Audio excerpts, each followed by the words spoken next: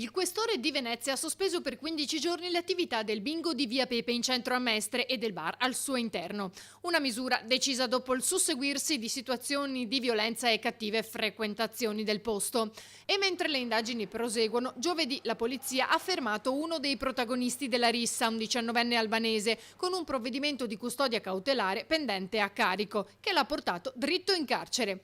Ma in città serve più sicurezza. Da tempo lo chiedono i cittadini e lo riconosce anche il sindaco. È una delle nostre emergenze, su cui insisto, mancano dei provvedimenti di legge, assolutamente mancano, per poter tenere almeno dentro quelli che delinquono in maniera abituale. Anche alla luce dei recenti episodi di criminalità, soprattutto nella terraferma veneziana, Brugnaro torna a ribadire un concetto fondamentale che riguarda il nostro paese e da cui parte tutto, concetto su cui dovrebbero riflettere anche i cittadini. Su alcune questioni che interessano i cittadini più direttamente, soprattutto quello della sicurezza in particolare, lì siamo cioè indietro la legislazione italiana, non c'è niente da fare. Cioè, non puoi prendere uno che sta spacciando sotto casa di una persona e non arrestarlo, cioè, se lo arresti poi lo devi liberare. Questa cosa non sta né in cielo né in terra, cioè, non è possibile. Cioè, non è possibile che gente che ha 15, 16 denunce a piede libero continua a circolare tranquillamente. Uno viene arrestato, dà testata a un vigile, scappa, lo riprendiamo e lo liberano di nuovo. Cioè,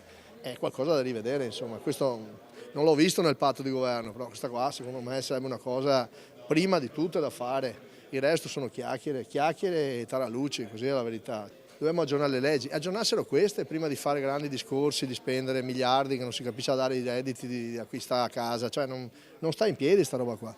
Bisogna fare un sistema che da una parte crei il lavoro, proponi il futuro, ma dall'altra, cioè, se uno pensa di vivere così, a fregarsene di tutti, cioè, questa è la realtà. L'Italia su questo deve fare veramente un grosso passo in avanti.